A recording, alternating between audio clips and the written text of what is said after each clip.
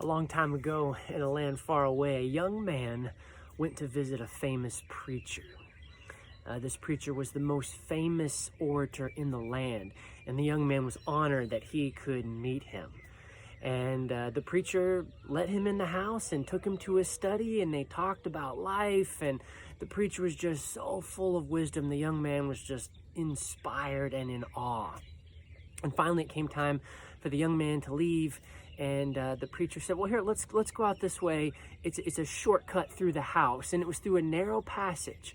And the young man was going first because the preacher let him, and as he was going through this narrow passage, he kept kind of looking over his shoulder, talking to the preacher.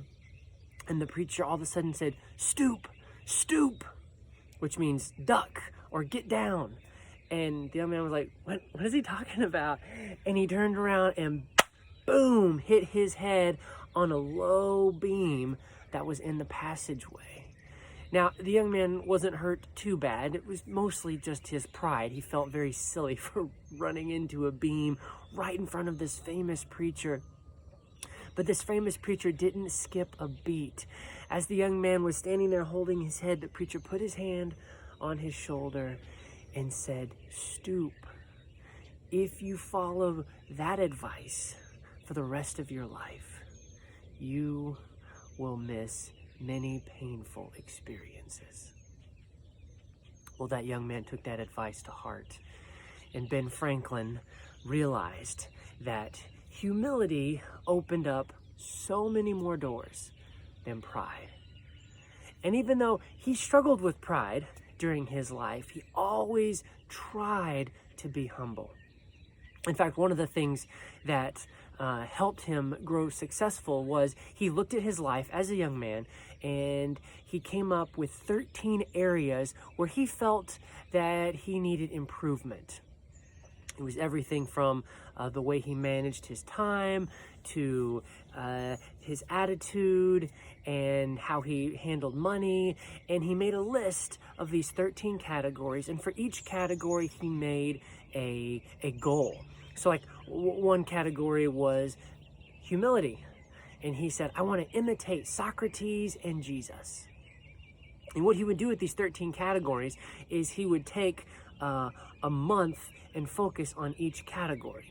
And at the beginning of the day, he would look at that category, maybe it was humility or chastity, and he would be like, okay, this is what I'm really going to work on. And then at the end of the day, he would actually journal and grade himself on how well he did. And some days he did terrible, and other days he did really good. And he would work through those categories.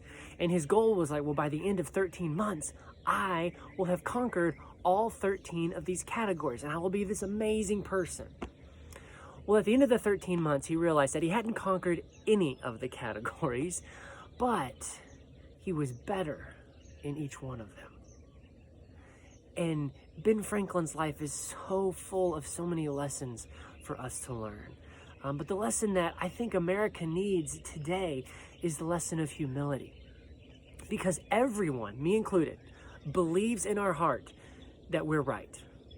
We love Donald Trump or we hate him. But it doesn't matter which side of the line you're on, you know you're right. When it comes to religion, you know you're right. And those other people, well, they're just wrong. When it comes to all this race craziness that's going around, you know that you're right. And those other people, man, they're crazy. They're wrong. But what if we were able to stoop? What if we could, in humility, realize that people who disagree with us aren't idiots?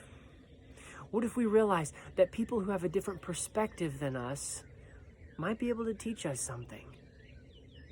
You know, all of us are right to a certain extent, but all of us are a little wrong in some other areas.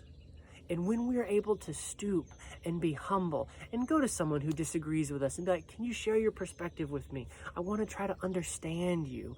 When you humble yourself and say, I'm here to learn, not to control. I'm here to try to understand, not to make you agree with me. Then we can start having important conversations. And one of the first important conversations we need to have is with ourselves. We need to look at our lives and look at the areas where we need to be improving. You see, there's a Bible verse that says God put eternity in each one of our hearts. And part of being in eternity is not being stagnant. You know, when we go to heaven, we're going to be growing and learning for eternity. And that process is supposed to start right now.